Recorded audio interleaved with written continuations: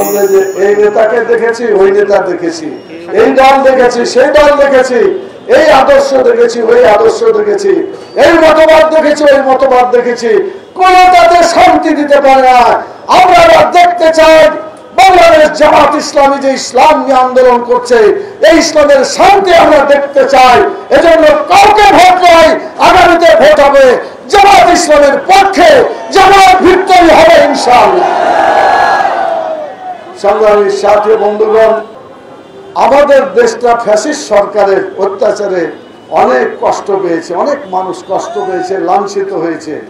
আল্লাহ তাআলা যারা জালেম তাদেরকে দেশে না রাখে বিদেশে পালাতে বাধ্য করেছেন, বলেন আলহামদুলিল্লাহ। কিন্তু তারা এখনো কিন্তু চেষ্টা শুরু করছে, এখানে আগুন, সেখানে আগুন, এখানে সন্ত্রাস, ওখানে সন্ত্রাস, বিভিন্ন ভাবে আবার ফিরে আসার চেষ্টা করছে। আমরা স্পষ্ট করে বলে দিতে চাই, বাংলাদেশের তৌহিদি জনতা জালেমকে বিতাড়িত করেছে, ওই জালেমকে আবার সুযোগ দেওয়ার কোনো প্রশ্নই আসে না।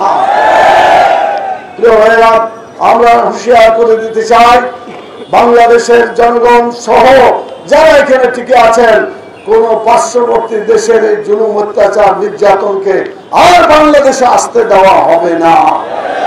দেশে বর্তমানে উপদেষ্টা সরকার আছে, এই সরকার বেশি দিন কি থাকবে?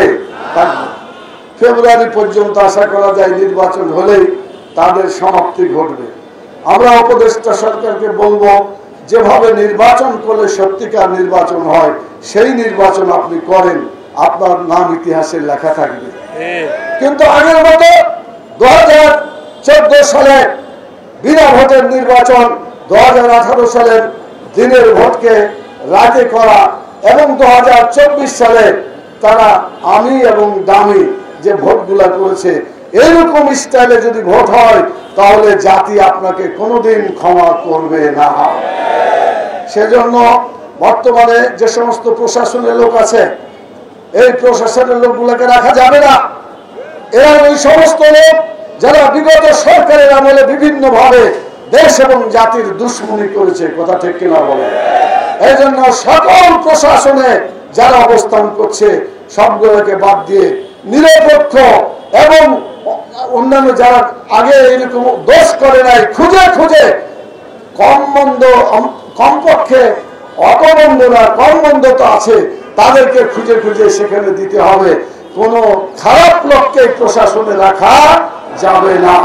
2 নম্বর, যারা অন্যায় করেছে, মানুষ খুন করেছে, হত্যা করেছে, খুন গুম করেছে, বিভিন্ন ভাবে যারা মানুষের উপর অত্যাচার জুলুম করেছে, এর বিচার কিন্তু হতে হবে, কথা ঠিক কিনা বলে। বিচার যদি হয় তাহলে অন্যান্য লোক ভয় পাবে, তারা আর অন্যায় করার সাহস পাবে না। আর যে বিচার করে না হয়, আরো অসংখ্য লোক এভাবে অন্যায় করার জন্য এগিয়ে আসবে, কথা ঠিক কিনা বলে। এই জন্য আল্লাহ তাআলা বলেছেন, ওয়ালাকুল কিসাসে হায়াতুন, কিসাসের মধ্যেই মানুষের জীবন নিহিত আছে। আমরা পরিষ্কার করে বলতে চাই, বিচার অবশ্যই হতে হবে। নির্বাচনের আগে বিচার জনগণ দেখতে চাই, বিচারের মুখোমুখি যারা হয়েছে তাদের ফলাফল জাতি দেখতে চায়। কোন টাল বাহানা করে বিচারকে দীর্ঘায়িত করা যাবে না।